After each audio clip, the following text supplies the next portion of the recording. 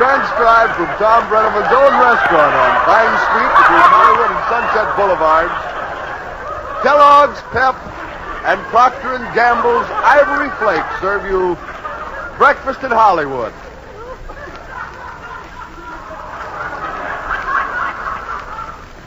Friends, some men who rise in the world have the drive of a locomotive. Other men have the push of a bulldozer. And here's a man, well, we call him the blimp. It's that guy who'd never rise if it wasn't for all that hot air, Tom Brenneman.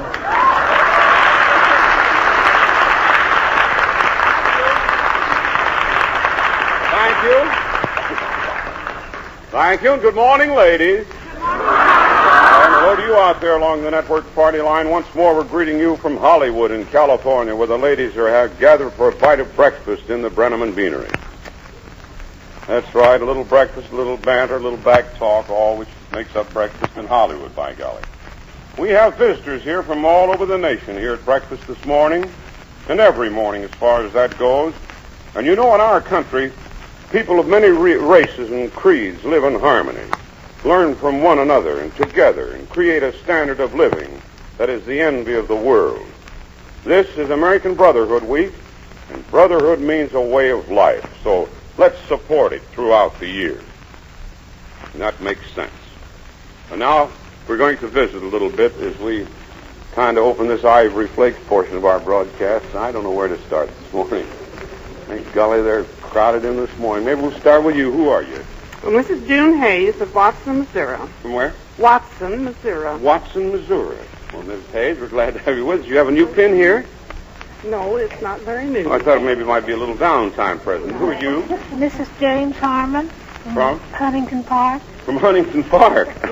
And you, sir? George Whitfield, Forest Hills, Pennsylvania. From Forest Hills, Pennsylvania. Yes, sir. Is that close to Pittsburgh?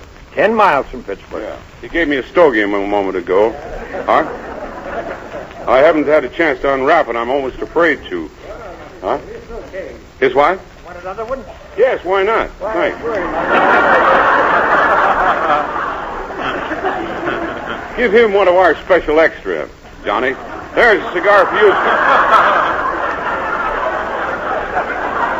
You look pretty brutal to me. It's been a long time since I've smoked a Pittsburgh stogie. Hello, who are you? Oliver M. Toll from Peoria, Illinois. Just visiting a bit. Florence Love, San Francisco. Good. And hello, you are? Chicago, Illinois, Mrs. Miller. What's Miller? Louise Miller. Louise Miller from Yes. Chicago. And you?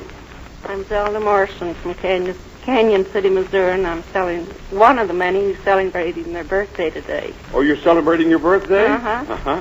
Well, I'm afraid you don't have enough birthdays to get much recognition around here. Oh, yes, I do, too. How old are you then? How old do you think I am? How old I think? Honey, you're putting yourself right on the spot when you say Go right that. ahead, tell me. Huh? Go ahead and Oh, tell I me. don't know. You're about 30.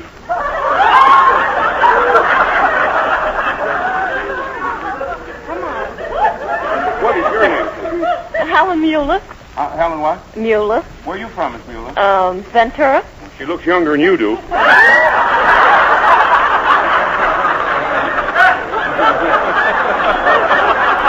You ought to see that hat she has on, too.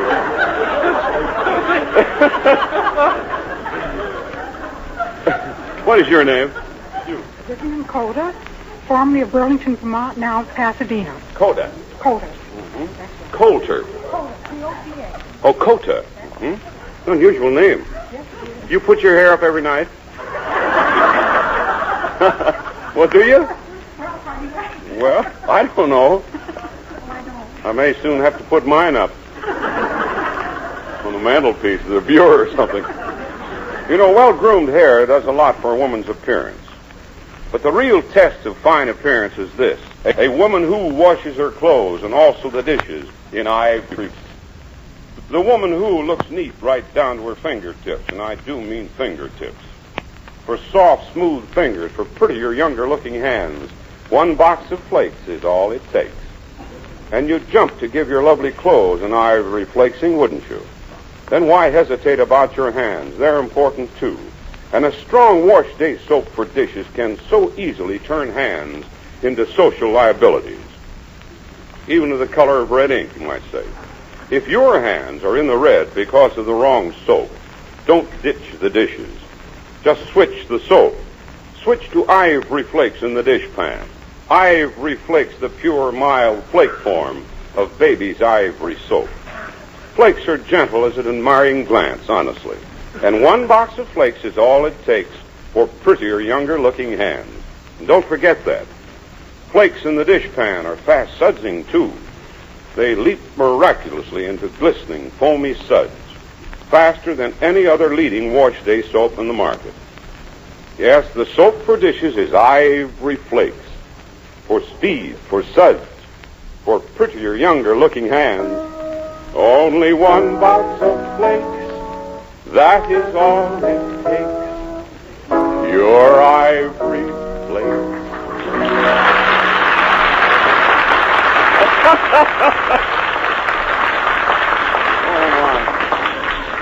my. It gets worse as the days go along. Now then, get back to you. You say you're having a birthday. Yes, sir. Mm-hmm. And when we were so rudely interrupted here. That's right. Yeah. What birthday is it? Valentine's Day. Well, what birthday is it? My birthday. I'm 49 years old today. You're 49. Right. My golly, you do not look it. Oh, I am. Huh? I am. Stand up and let the folks see you. Does she look 49? No. I'm a grandmother to a 13-year-old granddaughter. You're what? A grandmother. You're a grandmother. Well, don't bring your troubles in here.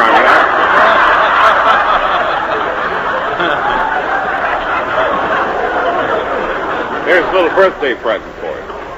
Thank you very, very much. That's a pair of ring clear nylons. Not ordinary nylons. They're ring clear. And you take care of them, too. Now, Washington Ivory Flakes. That's right, Ivory Flakes. You bet. 49 years old. Isn't that amazing? Golly, you're 9 years older than I am.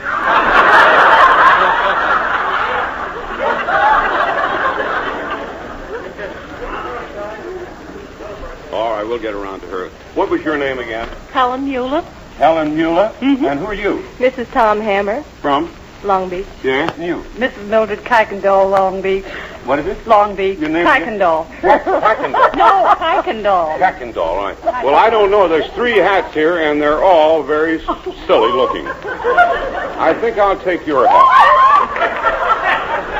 How can we miss on that? What is your name? Mrs. Klein, Henry Klein from Beulah, Colorado. Oh, hello, Miss Henry Klein. Who are you? Nellie Butters from Fort Worth, Texas. Well, good. We're happy to have you. My goodness. This was the one that said that, I said a moment ago that, Mrs., what was your name again? You look younger. What's the trouble there? She's got it, she had it pinned on with a comb. Brand new, too. Look, there's no top in it. You know, that's a nice-looking hat. And it's kind of a, what do you call them? A little coronet with roses. And it is a very attractive hat. You see it on me.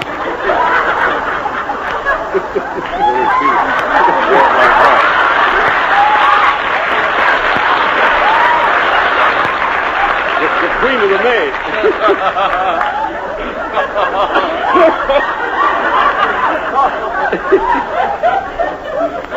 There you are. That happened to be my daughter. Is that your daughter? Is that your daughter? Well, I wouldn't brag about it.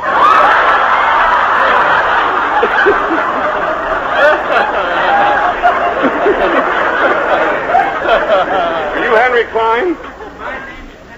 Henry Klein. Mm-hmm. Well, you're We're very proud that she's our daughter. You are? We're very proud that she's our daughter. It's a shame she has to doll herself up in a hat like that. Incidentally, honey, if you'll stop on your way out, we'll see that you get one of the new Tom Brenneman models. You'll like those, too. They're really fine hats that we have in the market. You want to see one? Well, you go with her. There's 12 of them. 12 new models out there, made by the leading hat designers in the country. We're happy to see that you get one. How many children did you have, Mr. Henry Klein, and your Mrs. Klein? Right? 3. Huh? 3. 3. And Mrs. Klein. Well, she helped, yes.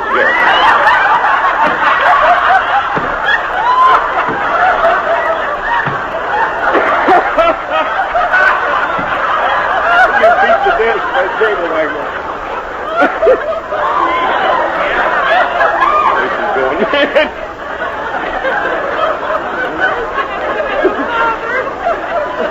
Incidentally, our movie breakfast in Hollywood opens today at Ashton, Nebraska, in the new Ashton Theater, and they're also having a big breakfast in Hollywood wing-ding on the stage right now. Let's send them a cheer from the Hollywood homepage. Have a good time back there, you Sean Hudson. I know a great many of you spotted him. I'm just going to take the liberty of introducing him to you here in the restaurant and you out there along the network. So many of you have seen him. He's been in so many pictures. But, of course, he is famous for Papa Dione. Come on, Johnny Quaylen. I want you to meet him. You know him.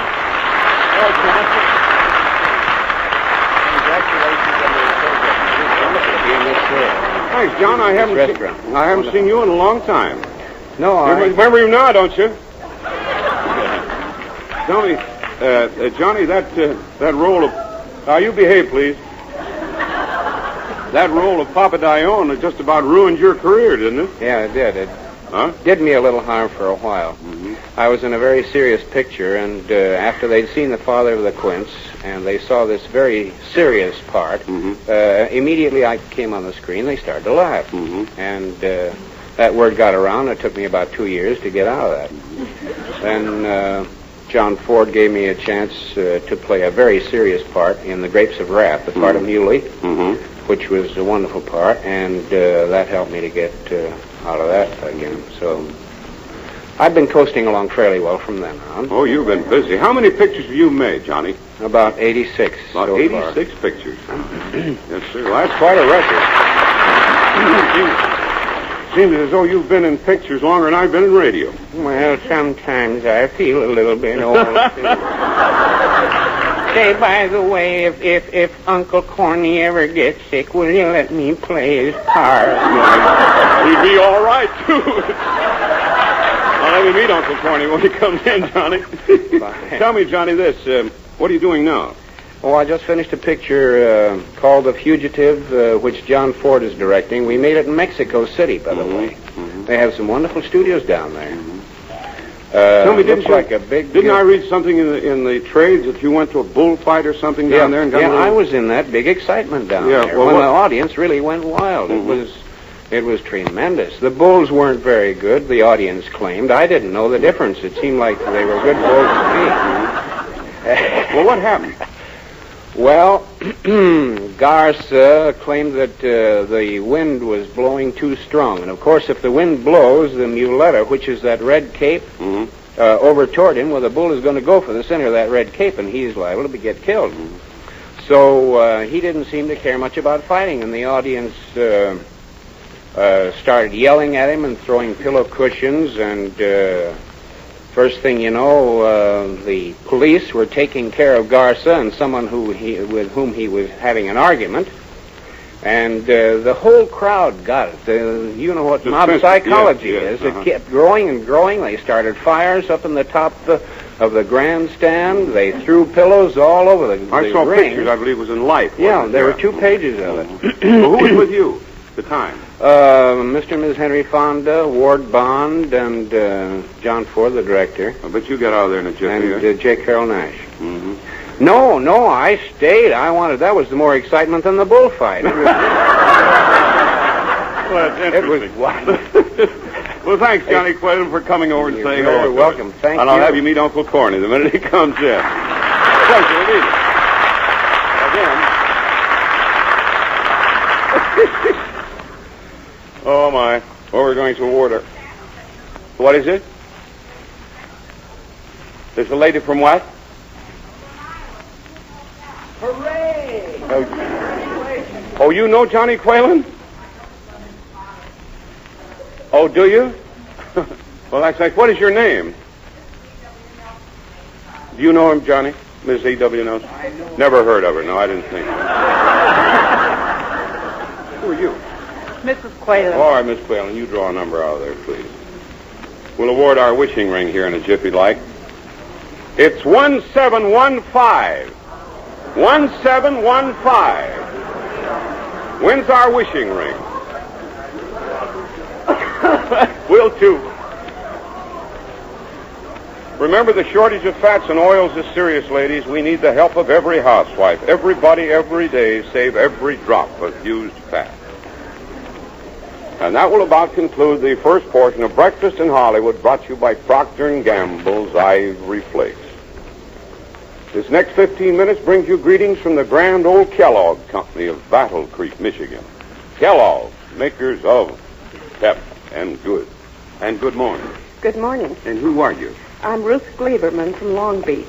Hello, Miss Gleberman. How do you do? Mrs., isn't it? Mrs., yes. Mrs. Uh-huh. We have a number of folks in here from Long Beach this morning. They ran a bus up here, I believe. Yes, they did. Were you on that bus? Yes, I was. Did you have a nice trip? Very nice, Grand. indeed. How was the weather down your way when you left? Very foggy. It was foggy. Mhm. Well, we're happy to say it's beautiful here. Yes, it is. There's your wishing ring.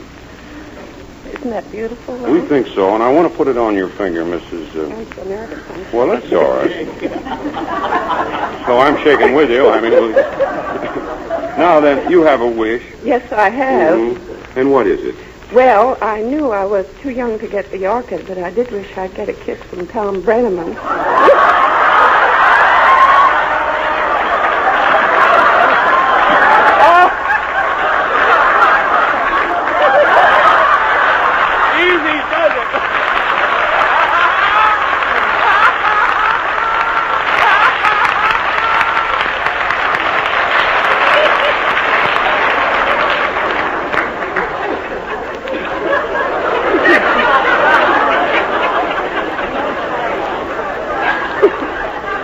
What won't happen around here? Oh, dear.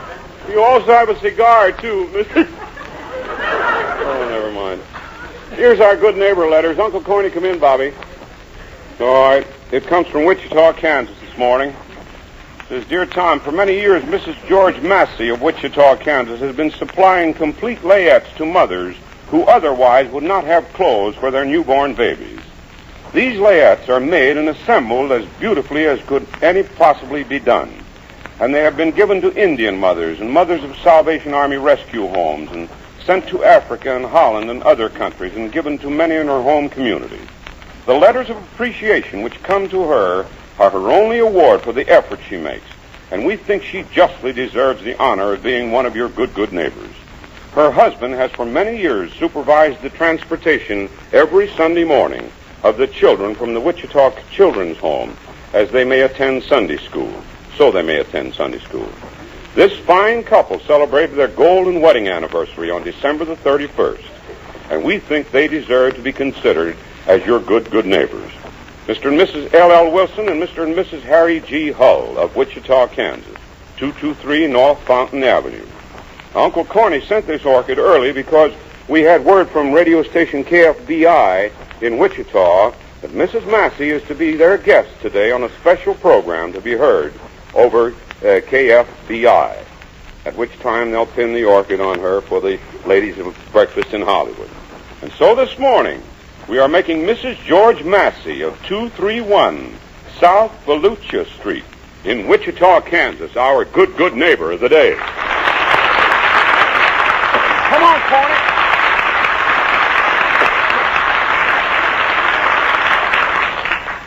Good morning, Corny. How are you this morning?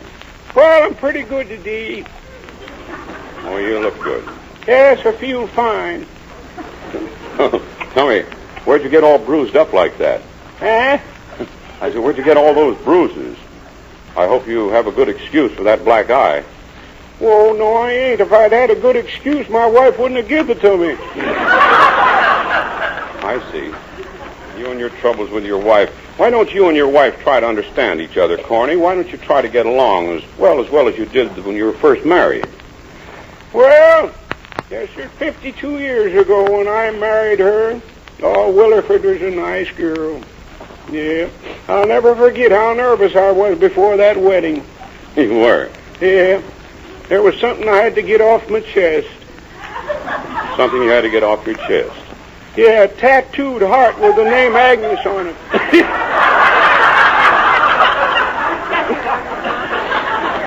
Oh. You got a joke this morning? Eh? I'd say, do you have a little joke for us this morning? Oh, yes. No, I ain't. You have no joke? No, I got a fashion note, though. You've got a fashion note. Yes, I got a fashion note. All right, let's have it. Well, some women's clothes are going to be radically different this year. And on account of that, there's going to be very little change in the men's clothes. There's going to be very little change in the men's clothes. Yeah, especially in the pants pocket.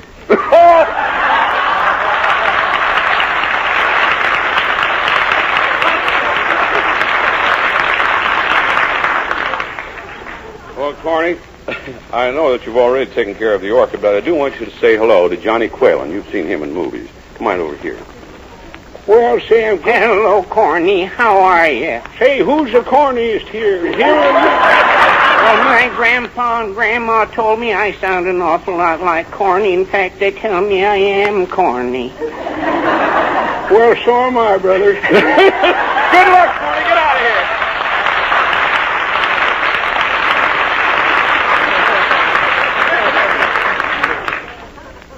The Kellogg Company has asked me to tell you again today about the offer they're making so that you can get the Breakfast in Hollywood phonograph records. Now, these records are the highlights from actual Breakfast in Hollywood broadcasts. Spots which were taken off the air just as they really happened right here. Some of them happened a long time ago, some of them more recently. So who knows, if you or your friends have ever been to Breakfast in Hollywood broadcasts, perhaps you're on these records. I don't know. But they make a swell permanent souvenir of the show. Something you can play at home, something you can carry along to take to a party, and sort of carry our party to yours, and let your friends hear some of the unexpected things that happen here from time to time. And that's why I get such a kick out of this program. I never know who from where is going to say what. But the best of these happenings are waiting for you on these phonograph records, which you just play on your ordinary phonograph, which the grand old Kellogg Company is making it possible for you to get. Now, here's the story on that. There are two 10-inch records which play on both sides. About 15 minutes of real fun. They're exactly the same as you get in the record stores, but they won't cost half as much. Now, here's how you get these two records with 4 sides of listening. Good listening. Just mail 1 box top from swell-tasting Kellogg's Pep and a $1 bill, or a money order or a check for $1, to me, Tom Brenneman, Hollywood, California. That's all the address you need.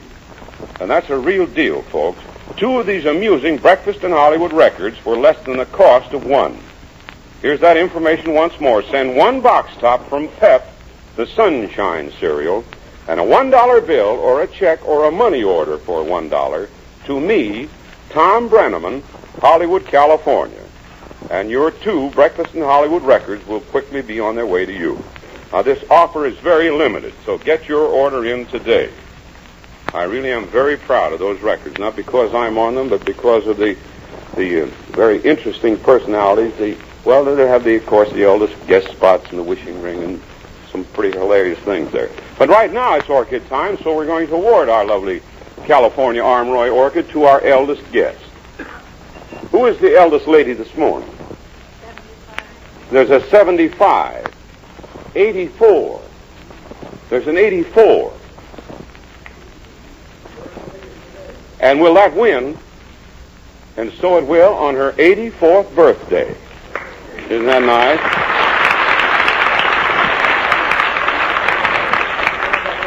All right, I'll talk real loud. Come on out here if they'll let you. What's your name? Myra Ryan. Ryan. Ryan. Myra Ryan. Yes. Where do you live, Miss Ryan? Detroit. Oh, come on, let's try to meet you later. There she is. Myra Ryan from Detroit. She's 84 today. Now then, meet the ladies of Breakfast in Hollywood.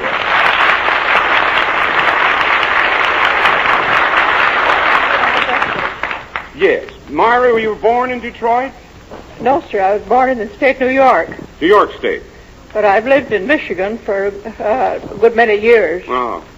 Since I was 19. Since you were 19? Yes. Yes. I've lived in Detroit for over 20 years. Oh, my goodness, you must have a wide circle of friends back there, eh? Oh, yes, I have. Yeah. Are you enjoying California? I certainly am. Yeah. We were back in Detroit last February. Yes. Or March. Last March or February. Yes. Last February. No, it was March. Oh, yeah, latter part of February. It was February. It was March. When were we in Detroit? Been where? That's what I said. We were there in February. And it was awfully cold back there at the time. It is. It's very cold now. I understand they're having some cold weather back there Yes, now. But we enjoyed our stay very much. Yes. I hear from my daughters in Detroit, and they say it's very, very cold and stormy. How many children did you have, Miss Ryan? 7. 7. A big family. You must have a lot of grandchildren. I have about 13 grandchildren and 14 great-grandchildren. Oh, my. That's a grand family. Well, tell me this now, Mrs. How long have you been in California? About 3 weeks. You visiting some of your relatives here? Yes, I have 2 daughters here that I'm visiting. Oh, yes. One in Ontario and one in Tucson, Arizona? Arizona. Oh. But she's here today. So She's here for your birthday? yes, for my birthday. Well, grand. Myra, isn't it? Yeah, Myra. Yeah. M-I-R-A. Oh, we're going to sing happy birthday to you in a minute, Mrs. Thank Ryan. We certainly are. Have you got any plans for your birthday celebration? How's that? What are your plans? You going to have a party? Well, no. My party was coming out here in Hollywood. That was celebration enough, I thought. Is this the only party they're giving you? Yes. You cheap guys.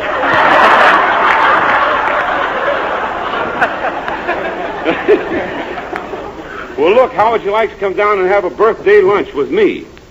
I'll bake you a cake. No, I won't bake you a cake, but I mean, we'll have the chef. He'll bake you a little birthday all right, cake. thank Could you you. come down for lunch? I would. Well, that's nice. Come down and have a birthday lunch. All right. Will you let me cut the cake? Certainly I will. All right, you get here about, we'll say about 12:30. All right. I'll look for you now. All right. All right. Now let's sing happy birthday, dear Myra. Happy birthday to you. Happy birthday to you. Happy birthday, dear Myra. Happy birthday to you.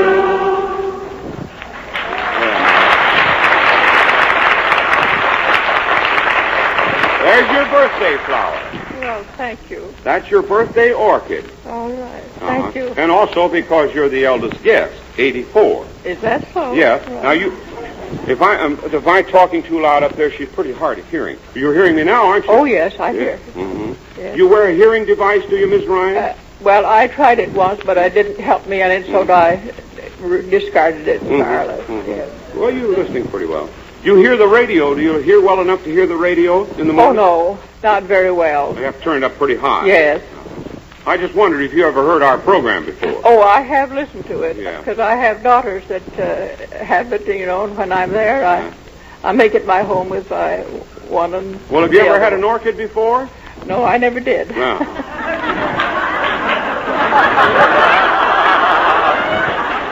Well, you know what happens when we give the lady her first orchid. Well, Do you know? No, I don't. Are you sure?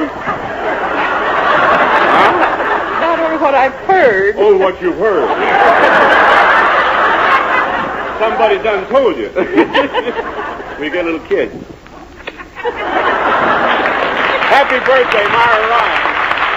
We'll look for you at noon. 12:30. Bye. Thanks, Johnny. Incidentally, we're sending an orchid, too, to Miss Henrietta Lord of Bogota, New Jersey, who's celebrating her 100th birthday today. But now we're going to have to break it up. Gee, and I hate to. We have so many things to give away here. Say, Johnny Quaylen, you might take a little, this is Johnny Quaylen. There's a little Kellogg variety pack. That's your fee for your appearance with Uncle Corning. We have the Dewberry Beauty Kit to award, and we have some other flowers, some Cedric's roses and other things, but right now we're going to have to break it up pretty fast, like. Come on, we'll do that after we leave the network. And that ends our Hollywood breakfast. We had a wonderful time. Just to add once more, in this Brotherhood Week, it's well to emphasize the good world of the future.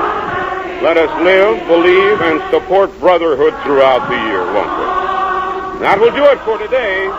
Good luck to our nation and to Americans all over the world, wherever you may be listening. Till tomorrow, then.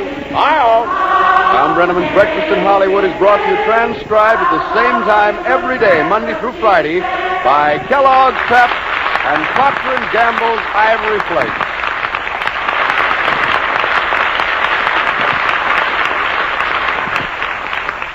On a shivery morning when the clear, sharp air calls for breakfast quick. Lady, that's Crumbles weather. That's when you want a toasty kind of cereal with zip and go. That's when you think of toasty words like crisp, crunchy, crinkly. Crumbles? Kellogg's Crumbles? The only cereal made in those little crinkly shreds of good whole wheat. Sort of sweet and mellow rich and so good for the family. You know that. So when you think of something toasty on a cold morning, think of Crumbles.